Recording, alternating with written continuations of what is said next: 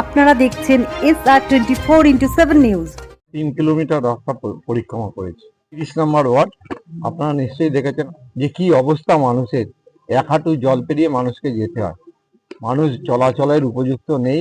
30 নম্বর word মহেশতলার কোনো পৌরসভা 35টা ওয়ার্ডে এমন কোনো ওয়ার্ড নেই যে জলের তলায় নেই। এখনো মানুষ এখান থেকে চলে যায় ঘর বাড়ি বন্ধ করে, মানুষ চলাচল করতে পারে না, এক কোমরের উপরে জল থাকে এই মহেশতলা পৌরসভা।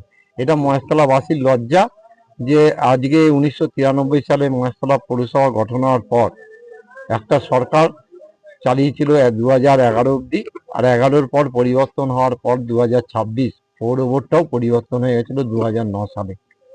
প্রায় আজকে 17-18 বছর এই পৌর বোর্ডটা রয়েছে, কিন্তু মহেশতলার মানুষ যে তিমিরে ছিল আজকেও সেই তিমিরে দাঁড়িয়ে রয়েছে।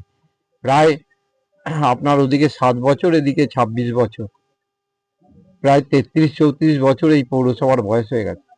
যেটা লজ্জা মহেশতলার মানুষের, পশ্চিমবাংলার মানুষের, যে কেন্দ্রের যে উন্নয়নের টাকা দেয় পৌরসভাগুলোকে, সেই উন্নয়নের টাকাগুলো আত্মসাৎ করে নেয় তৃণমূল কংগ্রেস। তার প্রমাণ হলেই মহেশতলা পৌরসভায় আসলেই আপনারা বুঝতে পারবেন যে প্রত্যেকটা রাস্তা জলের তলায়, মানুষ চলাচল করার মতো উপযুক্ত রাস্তা এখনো অবধি মহেশতলা পৌরসভা তৈরি হয়। আমি আশা করি যে এই ওয়ার্ডের মানুষ যে অবস্থায় রয়েছে দীর্ঘদিন ধরে এবং যে অত্যাচারের মধ্যে দিয়ে এই মানুষগুলো বসবাস করছে, এই মানুষগুলো একটা বাড়ি করতে গেলেও সিন্ডিকেট অর্থাৎ তৃণমূল কংগ্রেসের দাতাদের ছাড়া তার বাড়ি করা সম্ভব হয় না।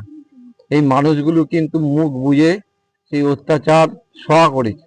সময় এসছে পরিবর্তনের, তারা গণতান্ত্রিক অধিকারের মধ্যে গিয়ে প্রয়োগ করে 29 তারিখ পরিবর্তন ঘটাবে এই বিশ্বাস এবং এই আশা আমার আছে। সবার প্রথম মহেশতলার মানুষের আমি আগেও বলেছি যে পৌরসভার পয়সায় একটা হাসপাতাল তৈরি হওয়ার পর একটা চক্রান্তের মধ্যে দিয়ে, একটা গোপন বোঝাপড়ার মধ্যে দিয়ে সেই হাসপাতালটা একটা বেসরকারি সংস্থাকে দিয়ে দেওয়া হয়। 80 কোটি টাকা মহেশতলা পৌরসভার খরচা হয়েছে, কিন্তু পৌরসভার কোনো মানুষ ন্যূনতম স্বাস্থ্য পরিষেবা পায় না পয়সা না দিলে। আমি সবার প্রথম স্বাস্থ্য পরিষেবা মহেশতলার মানুষ যাতে পায়, যে হাসপাতালটা পৌরসভার পয়সায় তৈরি হয়েছে সেই হাসপাতালে যাতে বিনা পয়সায় মানুষ, পৌরসভার মানুষ সুচিকিৎসা পায়, তার ব্যবস্থা করা প্রথম আমার উদ্দেশ্য। দ্বিতীয়, আপনারা দেখেছেন যে জল নিকাশি ব্যবস্থার কি অবস্থা মহেশতলা, যে মানুষ এখনো এক হাঁটু জল পেরিয়ে তাদের যাতায়াত করতে হয়। আমি জল নিকাশি ব্যবস্থা মহেশতলার একটা সুষ্ঠু সমাধানের মধ্যে দিয়ে, কেননা মহেশতলার বুকের উপর দিয়ে আপনারা জানেন যে একটা নদী বয়ে গেছে, হুগলি নদী, কিন্তু তাও মহেশতলার মানুষের জল নিকাশি ব্যবস্থার একটা সুষ্ঠু সমাধান হয়নি আজকে 33-34 বছর পৌরসভার বয়স হয়ে যাওয়ার পর।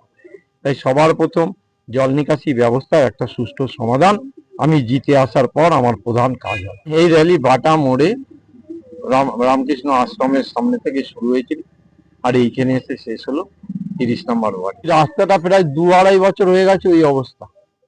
মাঝে সাঝে বাড়ি ভাঙার ইট ফিট এনে ফেলে, একটা কোথাও দেখেছেন নাকি যে পিচ রাস্তায় রাবিশ ফেলে?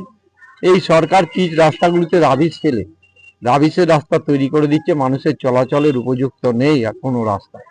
শুধু শিবরামপুরে গ্রিনফিল্ড সিটির সামনে না, আপনি সারা পশ্চিমবাংলায় যে কোনো রাস্তায় যাবেন দেখতে পাবেন কি দূর অবস্থা, মানুষ চলাচল করতে পারে না রাস্তা দিয়ে।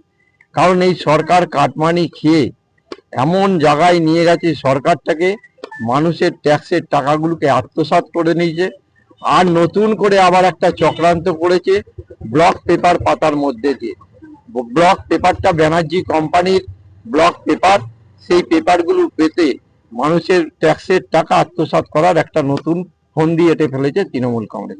এর বিরুদ্ধে বাংলার মানুষ 23 তারিখ এবং 29 তারিখ রায় দিয়ে পরিবর্তন ঘটিয়ে একটা ডবল ইঞ্জিনের সরকার, নরেন্দ্র মোদীর নেতৃত্বে একটা সরকার, সুষ্ঠু সরকার, একটা মানুষের উন্নয়নের সরকার প্রতিষ্ঠিত করবে, এই বিশ্বাস আমার আছে।